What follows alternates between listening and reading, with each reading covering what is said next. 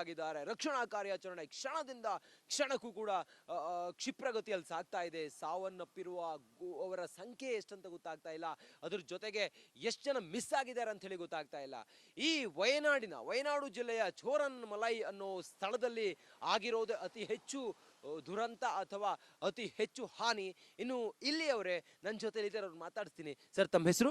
ನನ್ನ ಹೆಸರು ಮಾದೇವ ಅಂತ. ಮಾದೇವರೇ, ಈಗ ಆ ಚೋರನ್ ಮಲೈ ಅನ್ನೋ ಪ್ರದೇಶದಲ್ಲಿ ಅತಿ ಹೆಚ್ಚು ಹಾನಿಯಾಗಿದೆ ಅಲ್ಲ, ಅದು ಯಾವ ರೀತಿ ಭೂಪ್ರದೇಶ, ಅದು ಹೇಗಿದೆ, ಅಲ್ಲಿನ ವಾತಾವರಣ ಹೇಗಿದೆ? ಅಲ್ಲಿ ವಾತಾವರಣ ಅಂದರೆ ಅಲ್ಲಿ ಮಣ್ಣು ಒಂಥರ ಅಂಟು ಮಣ್ಣು, ಅದು ನೀರು ಬಿದ್ದರೆ ಒಂಥರ ಜರಿಯುತ್ತೆ ಅಂಥ ಮಣ್ಣಲ್ಲಿ. ಅಲ್ಲಿ ಎಸ್ಟೇಟ್ ಕೆಲಸದವರೇ ಇರೋದು ಅಲ್ಲಿ ಜಾಸ್ತಿ.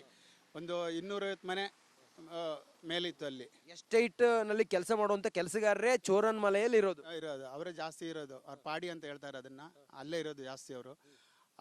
ಈ ರಾತ್ರಿ ಸಮಯದಲ್ಲಿ ಮಳೆ ಬಂದಿದ್ರಿಂದ ಈ ಸ್ಕೂಲಲ್ಲಿ ಮತ್ತೆ ಪಕ್ಕದಲ್ಲಿ ದೇವಸ್ಥಾನದಲ್ಲಿ ಇದ್ದವರು ಎಲ್ಲರೂ ರಾತ್ರಿ ನಿರಾಶ್ರಿತರು ಅಲ್ಲಿದ್ರು, ಅಲ್ಲಿಂದ ಕೊಚ್ಕೊಂಡು ಹೋಗಿದ್ದಾರೆ.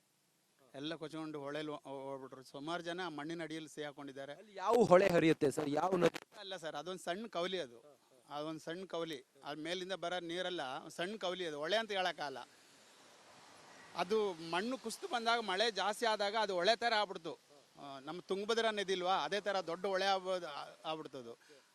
ಅದರಲ್ಲಿ ಹೋದರೆ ಸುಮಾರು ಜನ, ಇಲ್ಲಿ ಸ್ವಲ್ಪ ಜನ ಸಿಕ್ಕಿದ್ದಾರೆ. ತಪ್ಪಿಸಿಕೊಳ್ಳುವಂತ ಯಾವುದೇ ಅವಕಾಶ ಇಲ್ವಾ? ಅವಕಾಶ ಇಲ್ಲ ಸರ್. ಅಲ್ಲಿ ತಪ್ಪಿಸ್ಕೊಳ್ಳೋ ಯಾವ ಇದು ಇಲ್ಲ. ಅಲ್ಲಿ ಅಷ್ಟು ಸ್ಪೀಡಲ್ಲಿ ಬಂದಿದ್ದು. ಆ ಚೋರನ್ ಮಲೈ ಗುಡ್ಡ ಪ್ರದೇಶವದು, ಅಷ್ಟು ಸೂಕ್ಷ್ಮವಾಗಿದ್ರು ಕೂಡ ಯಾಕೆ ಅಲ್ಲೇ ಅವ್ರನ್ನ ರೆಸ್ಕ್ಯೂ ಮಾಡಿದ್ರು, ಅಂದ್ರೆ ನಿರಾಶ್ರಿತರನ್ನ ಅಲ್ಲೇ ಇಟ್ಟಿದ್ರು ಸರ್? ಅಲ್ಲೇ ಅದೇನಂದ್ರೆ, ಅದು ಮಳೆ ನಿಂತೋಗಂತಾನೆ ಇವತ್ತ ನಾಳೆ ನಿಲ್ಲಂತಾನೆ ಇದ್ರು. പക്ഷേ ಈ ತರ ಮಳೆ ಅಲ್ಲಿ ಗೊತ್ತಿಲ್ಲ. ಹಂಗಿದ್ರು ಗೌರ್ಮೆಂಟ್ನವ್ರು ಹೇಳಿದ್ರು, ಇಲ್ಲಿ ನೀವು ಬಂದು ಸ್ಕೂಲಲ್ಲಿ ಇದ್ಬಿಡಿ ಅಂತ ಹೇಳಿದ್ರು. ಅವಾಗ ಸುಮಾರು ಜನ ಬಂದು ಅಲ್ಲಿ ಇದ್ರು. ಕೆಲವ್ರು ಮಾತ್ರ ಅಲ್ಲಿ ಬರಲಿಲ್ಲ, ಮನೆಯಲ್ಲೇ ಇದ್ರು. ಈಗ ಈ ದೊಡ್ಡ ಆಸ್ತಿ ಮನೆಯವರೆಲ್ಲ ಅವ್ರ ಮನೇಲಿ ಇದ್ರು. ಈ ನಮ್ಮ ತಾವು ಯಾವ ಸ್ಥಳದಲ್ಲಿದ್ದೀರಿ? ಈ ವಯನಾಡಿನ ಯಾವ ಸ್ಥಳದಲ್ಲಿ ತಾವು? ನಾನು ಕಲ್ಪೇಟ ಸಿವಿಲ್ ಸ್ಟೇಷನ್. ಈ ದುರಂತ ಆಯ್ತಲ್ಲ, ಏನ್ ಕಾರಣ ಅಂತ ಅನ್ಸುತ್ತೆ ಸರ್? ಇದಕ್ಕೆ ಮಳೆನೇ ಸರ್ ಕಾರಣ. ಎಷ್ಟು ದಿನದಿಂದ ಸುರಿದಂತ ಮಳೆ ಈ ಅನಾಹುತ ಶುರು ಮಾಡಿ? 5 ದಿವಸ ಬಿಡದೆ ಸುರಿತಿದೆ ಮಳೆ. 4-5 ದಿವಸ ಆಯ್ತು ಇವತ್ತಿಂದ. ಈಗ ಸ್ವಲ್ಪ ಕಡಿಮೆ ಇದೆ. 4-5 ದಿವಸದಿಂದ ಸುರಿತಾ ಇರೋ ಮಳೆಯಿಂದಾನೆ ಈಗ ಅಪಘಾತ. ಗುಡ್ಡ ಜರಿಯುತ್ತೆ, ಇಂಥದ್ದೊಂದು ಭೀಕರ ದುರಂತ ಆಗುತ್ತೆ ಅನ್ನೋದ್ರ ಬಗ್ಗೆ ನಿಮ್ಗೆ ಎಕ್ಸ್ಪೆಕ್ಟ್ ಇತ್ತ? ಅಂದ್ರೆ ಏನಾದ್ರೂ ದುರಂತ ಆಗ್ಬೋದಂತ ಒಂದು ಎಕ್ಸ್ಪೆಕ್ಟ್ ಇತ್ತ? ಅದೇ ಇವ್ರಿಗೆ ಗೌರ್ಮೆಂಟ್ನವ್ರು ಗೊತ್ತಿತ್ತದು. ಗೌರ್ಮೆಂಟ್ನವ್ರು ಗೊತ್ತಿದ್ರು ಅವರು ಬೇರೆ ಕಡೆ ಹೋಗಿ ಅಂತ ಹೇಳಿದ್ದಾಗಲೇ ಇವ್ರು ಬಂದು ಸ್ಕೂಲಲ್ಲಿ ಇದ್ದಿದ್ದವರು. ಸುಮಾರು ಜನ ಆ ಸ್ಕೂಲಲ್ಲಿ ಇರ್ಬೇಕಾದ್ರೆ ಏನಾಯ್ತು, ಇದು ಕಾರಣ ಸ್ಕೂಲಲ್ಲಿ ಇದ್ದಿದ್ದೇ ಕಾರಣ ಜಾಸ್ತಿ. ಡೆತ್ ಆಗೋದಕ್ಕೆ ಸ್ಕೂಲಲ್ಲಿ ಎಲ್ಲರೂ ಒಟ್ಟಿಗಿದ್ದೇ ಕಾರಣ.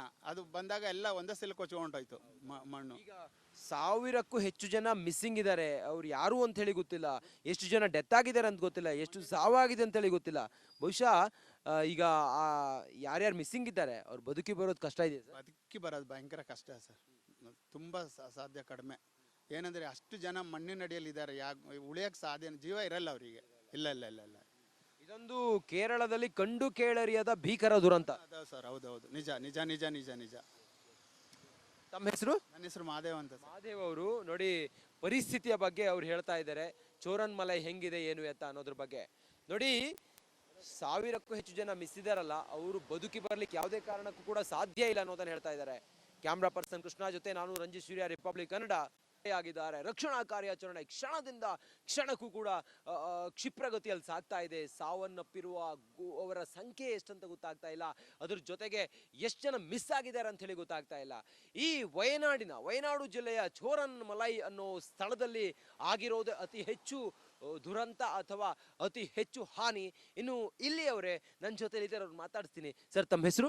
ನನ್ನ ಹೆಸರು ಮಾದೇವ ಅಂತ. ಮಾದೇವರೇ, ಈಗ ಆ ಚೋರನ್ ಮಲೈ ಅನ್ನೋ ಪ್ರದೇಶದಲ್ಲಿ ಅತಿ ಹೆಚ್ಚು ಹಾನಿಯಾಗಿದೆ ಅಲ್ಲ, ಅದು ಯಾವ ರೀತಿ ಭೂಪ್ರದೇಶ, ಅದು ಹೇಗಿದೆ, ಅಲ್ಲಿನ ವಾತಾವರಣ ಹೇಗಿದೆ? ಅಲ್ಲಿ ವಾತಾವರಣ ಅಂದ್ರೆ, ಅಲ್ಲಿ ಮಣ್ಣು ಒಂಥರ ಅಂಟು ಮಣ್ಣು, ಅದು ನೀರು ಬಿದ್ದರೆ ಒಂಥರ ಜರಿಯುತ್ತೆ ಅಂಥ ಮಣ್ಣಲ್ಲಿ. ಅಲ್ಲಿ ಎಸ್ಟೇಟ್ ಕೆಲಸದವರೇ ಇರೋದು ಅಲ್ಲಿ ಜಾಸ್ತಿ.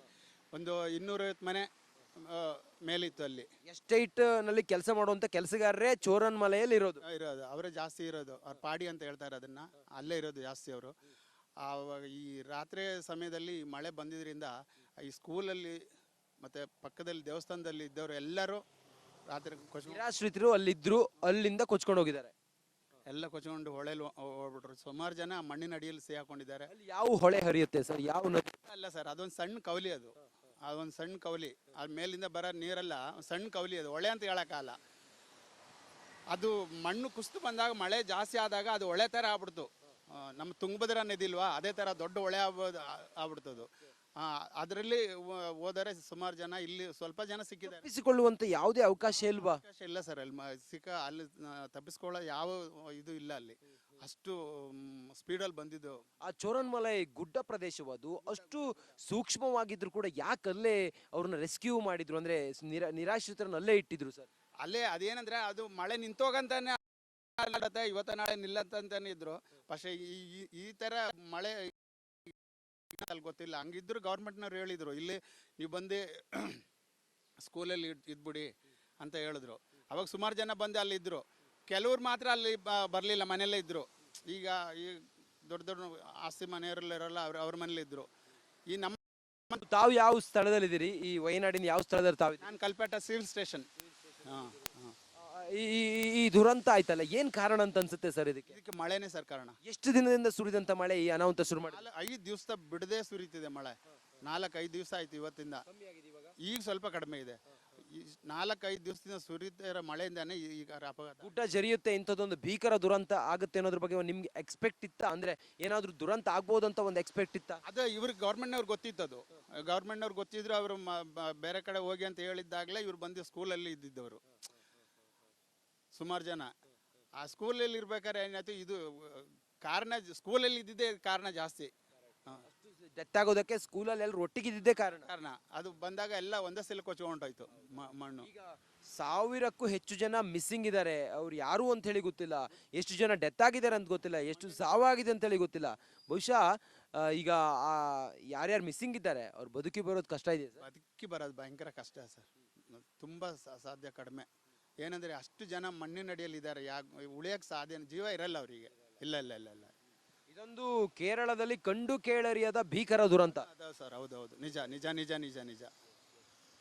ತಮ್ಮ ಹೆಸರು? ನನ್ನ ಹೆಸರು ಮಹಾದೇವ್ ಅಂತ. ಮಹಾದೇವ್ ಅವರು ನೋಡಿ ಪರಿಸ್ಥಿತಿಯ ಬಗ್ಗೆ ಅವ್ರು ಹೇಳ್ತಾ ಇದ್ದಾರೆ, ಚೋರನ್ಮಲೈ ಹೆಂಗಿದೆ ಏನು ಎತ್ತ ಅನ್ನೋದ್ರ ಬಗ್ಗೆ. ನೋಡಿ 1000ಕ್ಕೂ ಹೆಚ್ಚು ಜನ ಮಿಸ್ ಇದಾರಲ್ಲ, ಅವರು ಬದುಕಿ ಬರ್ಲಿಕ್ಕೆ ಯಾವುದೇ ಕಾರಣಕ್ಕೂ ಕೂಡ ಸಾಧ್ಯ ಇಲ್ಲ ಅನ್ನೋದನ್ನ ಹೇಳ್ತಾ ಇದ್ದಾರೆ. ಕ್ಯಾಮ್ರಾ ಪರ್ಸನ್ ಕೃಷ್ಣ ಜೊತೆ ನಾನು ರಂಜಿತ್ ಸೂರ್ಯ, ರಿಪಬ್ಲಿಕ್ ಕನ್ನಡ.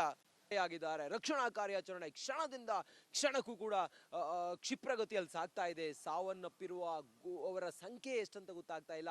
ಅದ್ರ ಜೊತೆಗೆ ಎಷ್ಟು ಜನ ಮಿಸ್ ಆಗಿದ್ದಾರೆ ಅಂತ ಹೇಳಿ ಗೊತ್ತಾಗ್ತಾ ಇಲ್ಲ. ಈ ವಯನಾಡು ಜಿಲ್ಲೆಯ ಚೋರನ್ಮಲೈ ಅನ್ನೋ ಸ್ಥಳದಲ್ಲಿ ಆಗಿರೋದು ಅತಿ ಹೆಚ್ಚು ದುರಂತ ಅಥವಾ ಅತಿ ಹೆಚ್ಚು ಹಾನಿ. ಇನ್ನು ಇಲ್ಲಿಯವರೇ ನನ್ನ ಜೊತೆ ಇದ್ದಾರೆ, ಅವ್ರು ಮಾತಾಡ್ತೀನಿ. ಸರ್, ತಮ್ಮ ಹೆಸರು? ನನ್ನ ಹೆಸರು ಮಹಾದೇವ ಅಂತ. ಮಹಾದೇವ್ ಅವರೇ, ಈಗ ಆ ಚೋರನ್ಮಲೈ ಅನ್ನೋ ಪ್ರದೇಶದಲ್ಲಿ ಅತಿ ಹೆಚ್ಚು ಹಾನಿಯಾಗಿದೆ ಅಲ್ಲ, ಅದು ಯಾವ ರೀತಿ ಭೂಪ್ರದೇಶ, ಅದು ಹೇಗಿದೆ, ಅಲ್ಲಿನ ವಾತಾವರಣ ಹೇಗಿದೆ? ಅಲ್ಲಿ ವಾತಾವರಣ ಅಂದ್ರೆ ಅಲ್ಲಿ ಮಣ್ಣು ಒಂಥರ ಹಂಟು ಮಣ್ಣು, ಅದು ನೀರು ಬಿದ್ದರೆ ಒಂಥರ ಜರಿಯುತ್ತೆ ಅಂತ ಮಣ್ಣಲ್ಲಿ. ಅಲ್ಲಿ ಎಸ್ಟೇಟ್ ಕೆಲಸದವರೇ ಇರೋದು ಅಲ್ಲಿ ಜಾಸ್ತಿ. ಒಂದು 250 ಮನೆ ಮೇಲಿತ್ತು ಅಲ್ಲಿ. ಎಸ್ಟೇಟ್ ನಲ್ಲಿ ಕೆಲಸ ಮಾಡುವಂತ ಕೆಲಸಗಾರರೇ ಚೋರನ್ಮಲೆಯಲ್ಲಿ ಇರೋದು ಅವರೇ ಜಾಸ್ತಿ ಇರೋದು. ಅವ್ರ ಪಾಡಿ ಅಂತ ಹೇಳ್ತಾರೆ ಅದನ್ನ, ಅಲ್ಲೇ ಇರೋದು ಜಾಸ್ತಿ ಅವರು. ಈ ರಾತ್ರಿ ಸಮಯದಲ್ಲಿ